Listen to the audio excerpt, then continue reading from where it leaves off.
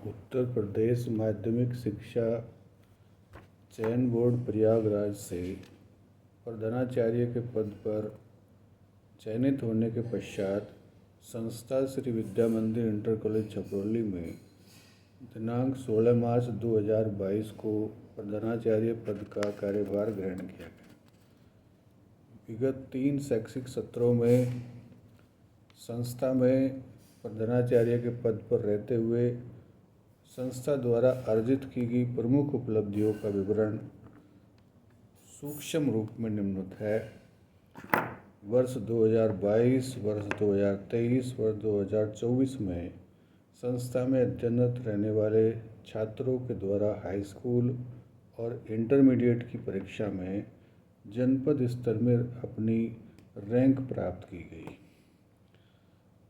विगत 3 वर्षों में संस्था में अध्ययनरत रहने वाले छात्राओं के द्वारा खेल के क्षेत्र में प्रदेश स्तर की विभिन्न प्रतिभाओं में भाग लेते हुए उत्कृष्ट प्रदर्शन किया गया और प्रशस्ति पत्र प्राप्त किए गए। संस्था में एनसीसी विंग भी मौजूद है। तो एनसीसी में पंजीकृत रहने वाले छात्राओं के द्वारा अनेक प्रशिक्षण में भाग लिया गया, जहां प्रदेश स्तर तक और राष्ट्रीय स्तर तक उनके द्वारा प्रतिनिधित्व किया गया, जिससे संस्था की गौरव में वृद्धि हुई। प्रदेश सरकार के द्वारा उत्तर प्रदेश माध्यमिक शिक्षा परिषद ने प्रदेश के माध्यमिक विद्यालयों के लिए जो रेटिंग आकलित की है, उस रेटिंग में संस्था को ए ग्रेड प्राप्त हुआ है। राज्य के 27,759 विद्यालयों में संस्था को 873वीं रैंक प्राप्त हुई है। जनपद स्तर पर 142 विद्यालय हैं, जिसमें संस्था को 6ठी रैंक प्राप्त हुई है और ओवरऑल रेटिंग में 7 स्टार के कंपैरिजन में संस्था को 5 स्टार की रेटिंग प्राप्त हुई है। संस्था में लगातार 3 वर्षों से उसके जो बेसिक इंफ्रास्ट्रक्चर है, क्योंकि संस्था 1949 में स्थापित है, 75 ईयर्स की यात्रा संस्था के द्वारा पूरी की जा चुकी है। इतनी लंबी यात्रा में संस्था का जो भवन है, वो भवन मरम्मत की स्थिति में है। जो शिक्षण कक्ष थे, उनके खिड़की दरवाजे जो लकड़ी के बने हुए थे, दीमक के द्वारा लगभग डैमेज थे, उनके स्थान पर नए लोहे के बने हुए खिड़की दरवाजे लगाए गए।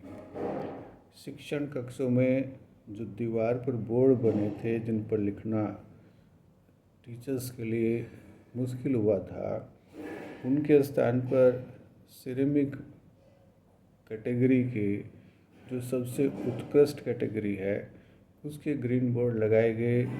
शिक्षण कक्षों में नया फर्नीचर लगाया गया, पंखे की व्यवस्था की गई, लाइट की व्यवस्था की गई। तो जो मूलभूत आवश्यकता है, उनमें लगातार उत्तरोत्तर वृद्धि करने का प्रयास किया जा रहा है और उस प्रयास में प्रबंध समिति का सहयोग प्राप्त होते हुए हमें सफलता भी मिल रही है। विगत 3 वर्षों में जो अच्छे कार्य किए गए, वर्ष 2022 की बोर्ड परीक्षा, 23 की बोर्ड परीक्षा में केंद्र व्यवस्थापक के रूप में अच्छा कार्य करने के लिए जनपद स्तर पर सम्मानित किया गया उत्कृष्ट कार्य के लिए। अच्छे कार्यों की एक स्वीकारोक्ति ये भी हुई कि 5 सितंबर 2022 और 5 सितंबर 2023 को जिला मुख्यालय पर जिला विद्यालय निरीक्षक और जिला अधिकारी महोदय द्वारा शिक्षा के क्षेत्र में अच्छा कार्य करने के लिए प्रशस्ति पत्र प्रदान करते हुए भी सम्मानित किया जा चुका है। संस्था में आर्थिक साधन सीमित होते हैं, तो एक सरकार की योजना, प्रदेश सरकार की योजना वर्तमान में जो गतिमान है प्रोजेक्ट अलंकार।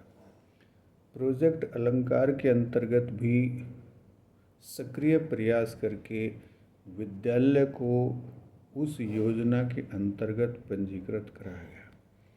योजना से सरकार की तरफ से 75% जो धनराशि देने की व्यवस्था है, उसमें 50 लाख की स्वीकृति हुई।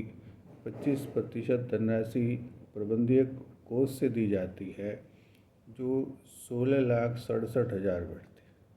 तो लगभग 66,67,000 का प्रोजेक्ट अलंकार योजना के अंतर्गत निर्माण कार्य, पुनर्निर्माण कार्य संस्था में गतिमान है।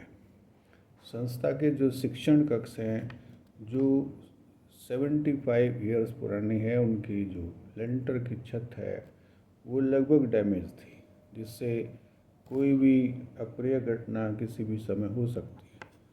तो सर्वप्रथम प्रोजेक्ट अलंकार के अंतर्गत शिक्षण कक्षों के लेंटर को तोड़वा करके नए लेंटर लगवाने का कार्य गतिमान स्थिति में है, जो अच्छे प्रयासों का परिणाम है।